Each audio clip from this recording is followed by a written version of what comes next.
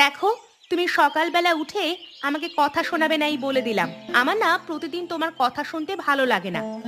দেখো, তুমি আমাকে গরম দেখাবে না। আমার যেটা ভালো লাগে না সেটা তো তোমাকে বলবোই। কালকে কি খারাপ রান্না করেছি, হ্যাঁ? সেটা নিয়ে তুমি এখনো আমাকে খোঁটা দিয়ে যাচ্ছ। শুধু কালকে? তুমি প্রত্যেক দিনই খারাপ রান্না করো। আমি কিছু বলি না বলে তুমি পার পেয়ে যাও। তাহলে যাও না, কে তোমাকে ভালো রান্না করে খাওয়ায় দেখবো। দেখো, আমাকে রাগিও নাই বলে দিলাম। আমাকে রাগালে কিন্তু তোমার কপালে দুর্গতি আছে। ঘরের একটা রান্না কিন্তু আমি করব না। আমাকে ভয় দেখিও না তো। আমি তোমাকে ভয় পাই না। যদি তুমি রান্না করতে না পারো তাহলে বলে দাও, আমি অন্য ব্যবস্থা করে নেব। ঠিক আছে, তাহলে আমি তোমাকে বলে দিলাম, আজ থেকে আমি আর কোনো রান্না করতে পারবো না। এবার বলো, তুমি তোমার কি ব্যবস্থা করবে? ঠিক আছে, তাহলে আমিও এ বাড়ি থেকে চললাম। চললাম মানে? কোথায় যাবে তুমি? সেটা আমি তোমাকে বলে যাব কেন? আমার ইচ্ছা, আমি কোথায় যাব না যাব তোমাকে বলবার কোনো প্রয়োজন বোধ করি না। শোনো, তুমি আমাকে এরকম চিন্তার মধ্যে রাখতে পারো না। কোথায় যাচ্ছ বলে যাও। আমি চললাম শ্বশুর বাড়ি, শাশুড়ির হাতের শীতের তরকারি খেতে। তার মানে? কি হলো বলো দেখি। সকালবেলা হলেই মুখটা ওরকম গোমড়া করে বসে থাকো কেন? কি ব্যাপার? আসলে মেয়ে দুটোর কথা খুব মনে পড়ছে। অনেকদিন তাদেরকে দেখিনি, তাই খুব মন খারাপ করছে। তবে সারাদিন মেয়েদের জন্য মন খারাপ করে বসে থেকো না তো। এতে ওদের অমঙ্গল হবে। ওদের বিয়ে দিয়েছো, সংসার হয়েছে, এখন ওদের মন দিয়ে সংসার করতে দাও। মাঝে মাঝে তো আসে তোমার কাছে। আমি তো চাই ওরা জামাই নিয়ে আমার কাছে সারা জীবনের জন্য চলে আসুক, তারপর আমার কাছেই থাকুক। হুম, তুমি আর ঢং করো না তো। এ আবার কেমন ধরনের ইচ্ছা? আমিও তো বাবার একমাত্র মেয়ে ছিলাম, তুমি ভাবো তো। তাহলে আমার বাবার মনে কি হতো? তিনিও তো তাহলে চাইতেন যে আমাকে নিয়ে তুমি তার কাছে সারা জীবন থাকো। তবুও গিন্নি, মন মানতে চায় না গো।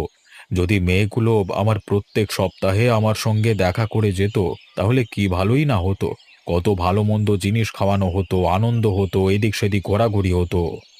হবে হবে, ওরা তো আসবে মেলার সময়, তখন না হয়। বাবা মা, কেমন আছেন আপনারা? আরে ছোট জামাই বাবাজি, তুমি হঠাৎ এ সময় এখানে? আমি কি সত্যি দেখছি? হ্যাঁ বাবা, আপনি সত্যি করেই দেখছেন। আমি আপনার কাছে চলে এসেছি। পরিণীতা কোথায়? ওকে দেখতে পাচ্ছি না যে। ওকে নিয়ে আসেনি বাবা, আমি একাই এসেছি। তা তুমি এসেছো, ভালো করেছো বাবা।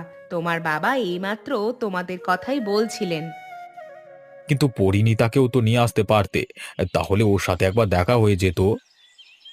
আসলে বাবা, সত্যি কথাটা বলি, আমি ওর সঙ্গে ঝগড়া করি বাড়ি থেকে বেরিয়ে চলে এসেছি। তার মানে তোমার সঙ্গে আবার কি নিয়ে ঝগড়া হলো? আর কি বলবো বাবা, একটু রান্নার তরকারি নিয়ে মনোমালিন্য হয়েছে আর কি। রান্নার তরকারি? ঠিক বুঝতে পারলাম না তো। আসলে বাবা, আমার শাশুড়ি মায়ের মতো হাতের রান্না আমি কোথাও পেলাম না। আপনার মেয়ে তো রান্না করতে পারি না বলতে গেলে।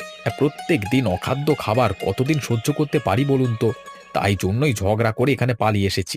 এখান থেকেই কাজে যাব, তারপর ঘরে ফিরিয়ে শাশুড়ি মায়ের হাতের রান্না খাবো। এই আরে, এ যে বেশ মজার ব্যাপার, হ্যাঁ? আরে, তোমাদের মধ্যে একটা দারুণ ব্যাপার নিয়ে ঝগড়া হয়েছে তো, অ্যাঁ? আমার শুনেও বেশ মজা লাগছে। তুমি কি মেয়েটাকে বলে এসেছো যে তুমি এখানে আসছো? না হলে তো ও দুশ্চিন্তা করবে।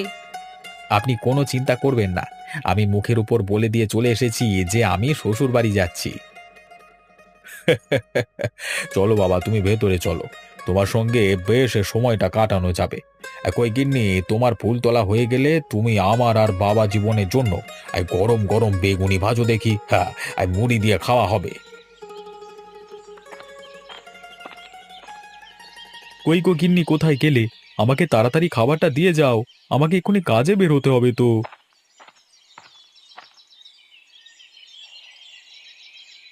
হ্যাঁ হ্যাঁ, জানি জানি। তোমার শুধু এই কাজ আর ঘর, ঘর আর কাজ। তাছাড়া তো জীবনে আর কিছু নেই। কেন, তুমি আবার কি চাইছো এছাড়া? কাজ ছাড়া জীবনে আছেটাই বা কি বলো তো? বলি, আমাকে নিয়ে কোথাও বেড়াতে বের হতে মন চায় না? সারা দিন এইভাবে কাজ নিয়ে থাকতে ভালো লাগে? আমি তো সারাক্ষণ চার দেওয়ালের মধ্যে থাকি, আমার সত্যি একটুও ভালো লাগে না। দেখো, সব সময় তো বেড়াতে যাব বললি হয় না। জীবনের বেশিরভাগ সময়টাই নিজেদের কাজ নিয়ে থাকতে হবে। মাঝে মধ্যে এদিক সেদিক বেড়ানো, ব্যাস এটাই তো নিয়ম। ওই নিয়ম নিয়ে তুমি বসে থাকো, আমার ভালো লাগছে না, আমি বাপের বাড়ি চলে যাব।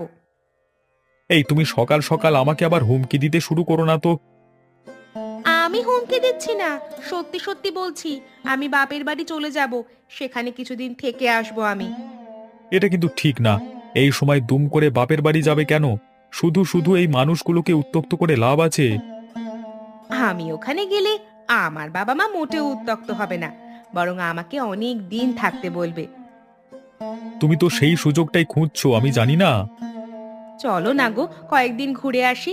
অনেক দিন তো হলো আমরা সেখানে যাইনি, বাবার মনটাও তো খারাপ করছে বলো। সেটা ঠিক বলেছ, কিন্তু আমার এদিকে কাজেরও চাপ আছে অনেক, বুঝলে তো। সেই কারণেই তোমাকে আমি কথা দিতে পারছি না। তাহলে আমি একাই চলে যাব। না না, একা যেতে হবে না। আমি তোমাকে বরং কালকে গিয়ে ওখানে রেখে আসবো। কিছুদিন থাকবে, তারপর আবার নিয়ে চলে আসবো, হবে তো? আচ্ছা বেশ, তাই করো। এবার সত্যি আমি খুব খুশি হয়েছি, আমার খুব আনন্দ হচ্ছে, তোমাকে বলে বোঝাতে পারবো না।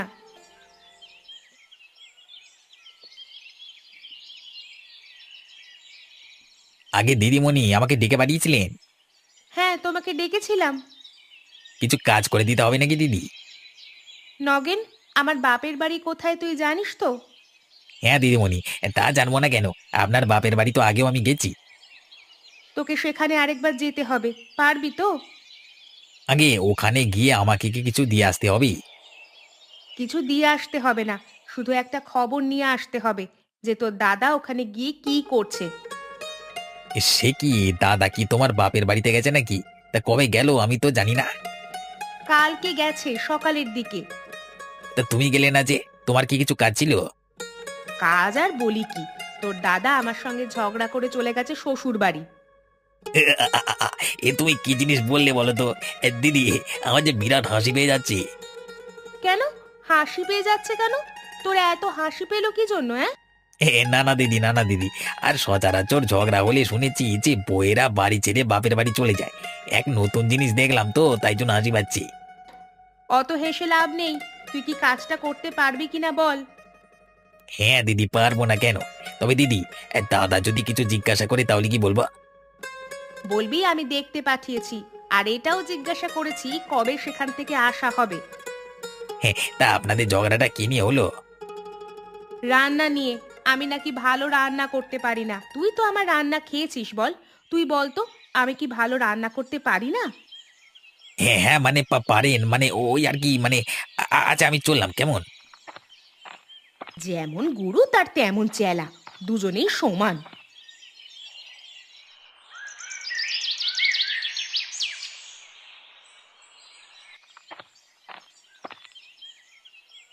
মা, কেমন আছো? আরে লতা, তুই? আমি তো কল্পনাও করতে পারছি না, সত্যিই তোরা এসেছিস। হ্যাঁ মা, না এসে আর থাকতে পারলাম না। আপনার মেয়ের আপনাদের জন্য খুব মন খারাপ করছিল। অনেকদিন আসা হয়নি তো, তাই জন্যই আপনার মেয়েকে এখানে রাখতে এলাম। তোমাদের বাবাও কালকে সকালে গোমড়া মুখ করে বসেছিল, তোমাদের কথা খুব মনে পড়ছিল তার। তোমরা এসেছো দেখে তোমার বাবা কত আনন্দিত হবে। তা চলো, ভেতরে চলো তোমরা।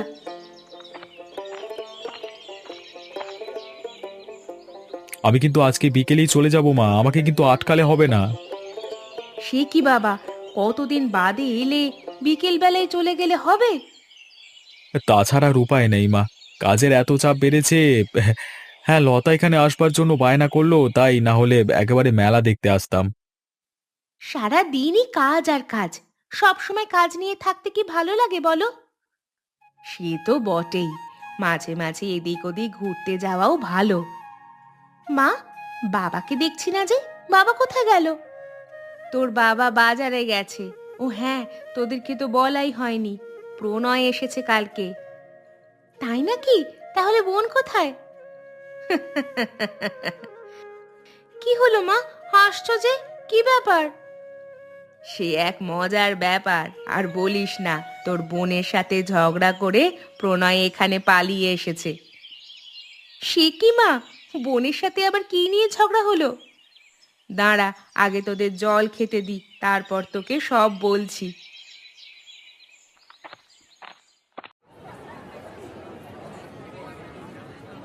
বলো ছোট জামাই, আজকে কি খাবে, মাছ না মাংস?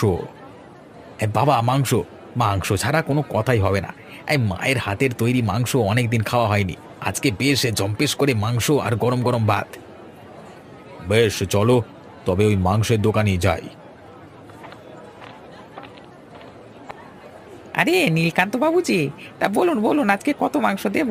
অনেকদিন তো আসেন না, আমাদের ভুলে গেলে চলবে? আমাদেরও তো খেয়ে পরে বাঁচতে হবে নাকি? মাংস কত করে চলছে? এখন চলছে 800 টাকা কেজি। বেশ, আমার জামাই এসেছে, তুমি তাহলে আমাকে 2 কিলো দিয়ে দাও।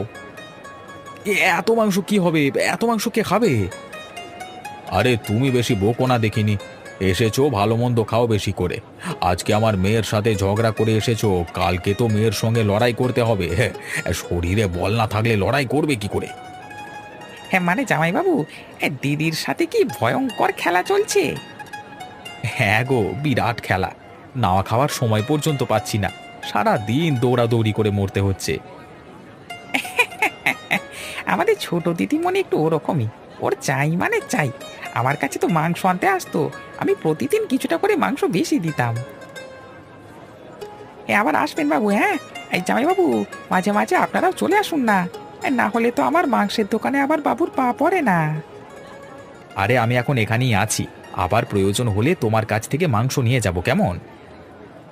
কিছু সবজির বাজার তো করতে হবে মনে হচ্ছে, চলুন সবজির বাজারটা করে নিই।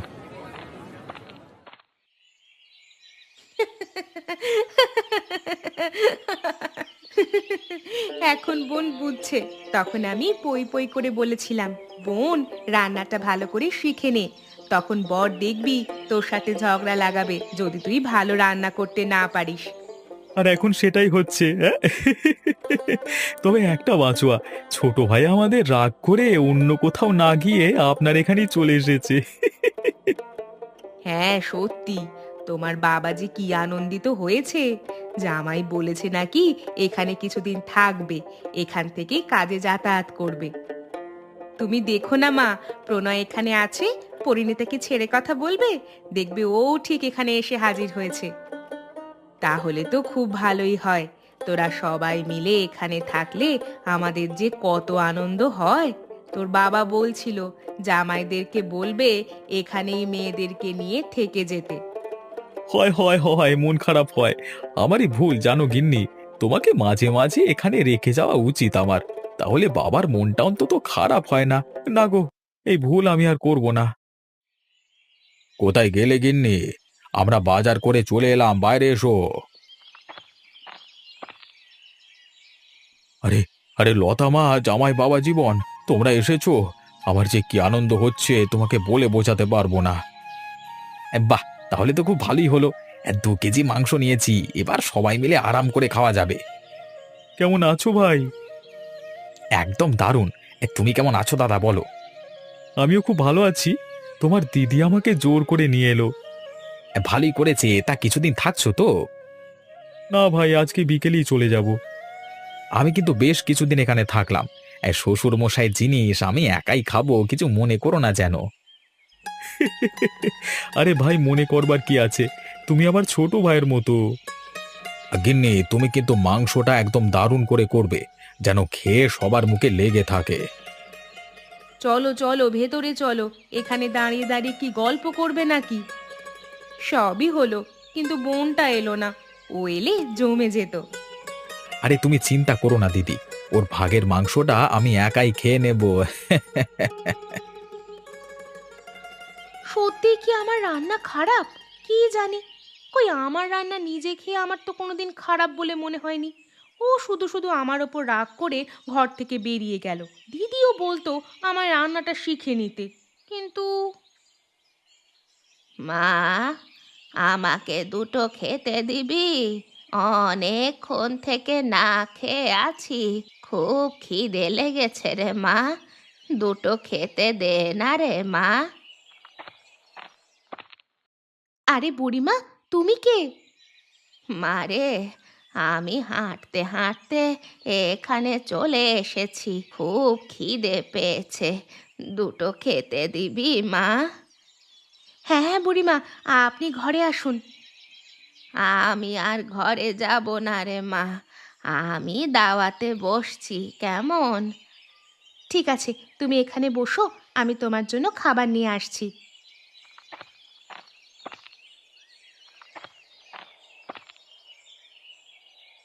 তা তোমার কর্তাটি কোথায়? কাজে গেছে নাকি? আমার বাপের বাড়ি গেছে। আচ্ছা বুড়িমা, তুমি খাবারটা খেয়ে বলবে তো কেমন রান্না করেছি আমি? ঠিক আছে, আমি খেয়ে দেখছি।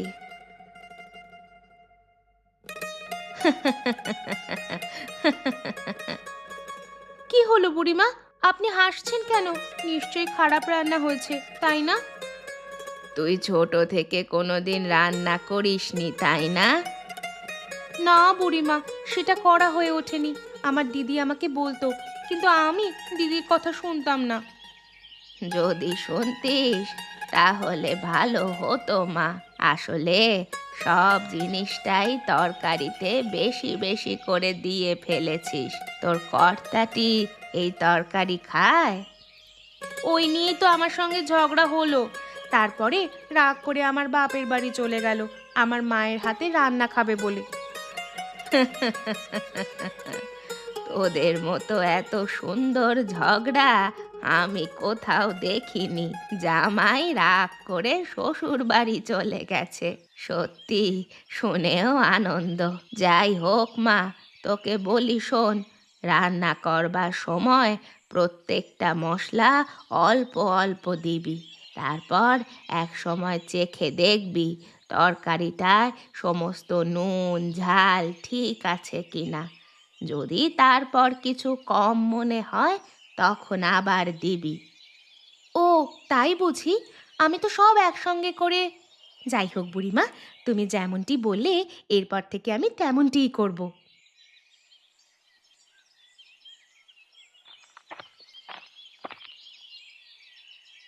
এই দাদাবাবু, দাদাবাবু বাড়িতে আছেন? একবার বেরিয়ে আসুন না দাদাবাবু। আরে নগেন, তুই এখানে কি করছিস? দিদি ভাই পাঠিয়েছে মনে হচ্ছে। আর বলবেন নি গো, দিদি ভাই তো সকালবেলায় আমাকে ডেকে পাঠিয়ে আপনার খবর নিয়ে আসতে বললো, তাই আপনার খবর নিতেই আপনার কাছে চলে এলাম। ভালোই করেছিস। তা তোর দিদিমণির মুড কেমন দেখলি? আজকে দুপুরে দেখলাম রান্না করে একজন বুড়িমাকে খাওয়াচ্ছে আর জিজ্ঞাসা করছে কেমন রান্না হয়েছে। তার মানে আমার কথাটা এতদিনে তার মনে লেগেছে। তাহলে আমি দিদিকে গিয়ে কি বলবো? আরে নগেন নাকি? অনেকদিন বাদে আমাদের বাড়িতে এলে। এই দিদিমণি পাঠালো বাবুর খোঁজ খবর নিতে। আসলে ঝগড়াটা তো হয়েছে। তুইও হাসছিস? সত্যি হাসিরই বটে। এখন দাদাবাবু, আপনি বলুন আমি দিদিভাইকে কি বলবো গিয়ে? তোকে কিছু বলতে হবে না। মা, টিফিনে করে কিছুটা তরকারি ভরে দিন তো। তরকারি কি তুমি পাঠাবে নাকি? হ্যাঁ, ওকে একটু তরকারি দিয়ে পাঠিয়ে এটা বোঝানোর চেষ্টা করব যে আপনার হাতের রান্না আর ওর হাতের রান্নার মধ্যে পার্থক্য কোথায়। নগেন, তুমি যখন এত দূর থেকে এলেই তাহলে কিছু মুখে দিয়ে যাও।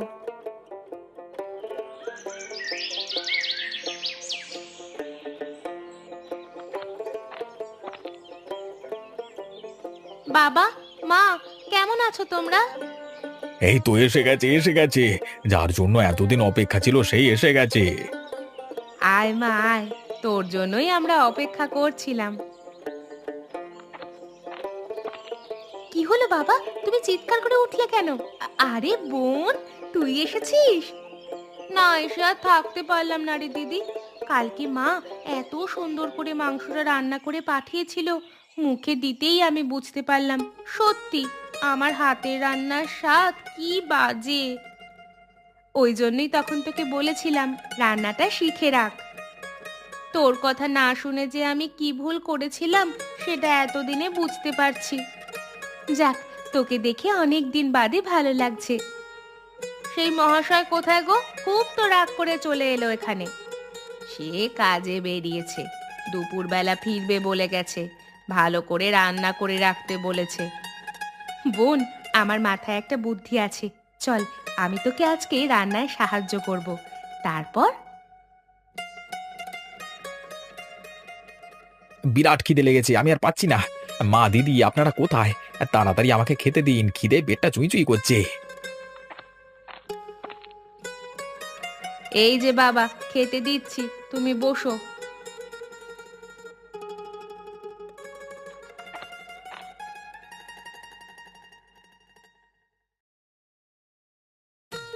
আহা, সেই স্বাদ! দারুণ দারুণ! এসব খাবার প্রতিদিন পেলে নিমেষের মধ্যে কাজ শেষ করে ফিরে আসা যায়। আপনার ছোট মেয়েটা আরে গিন্নি, তুমি এখানে কখন এলে? কথাটা শেষ করো। ছোট মেয়েটা কি? হ্যাঁ, বলছি ছোট মেয়েটা রান্না করতে পারে না। আরে ভাই, তুমি কি বলছো? আজকের তরকারিটা রান্না করেছে তোমার গিন্নি। এরকম মুখের উপর ঢপ মেরে দিলে আমি শুনবো? না গো, সত্যি বলছি, আজকে রান্নাটা সম্পূর্ণ করেছে পরিণীতা। বলেন কি? তাহলে তো ওর রান্নার হাতের উন্নতি হয়েছে বলতে হবে। বাড়ি চলো, তোমাকে নিজের হাতে রান্না করে খাওয়াবো, তখন বিশ্বাস করবে। তুমি চিন্তা করো না বাবা, তোমরা তো কিছুদিন থাকবে, তখন আমি পরিণীতাকে ভালো করে রান্নাটা শিখিয়ে দেব, যাতে শাশুড়ির শীতের তরকারি খেতে এখানে বারবার ঝগড়া করে আসতে না হয়। না মানে, আমার এখনো ঠিক বিশ্বাস হচ্ছে না।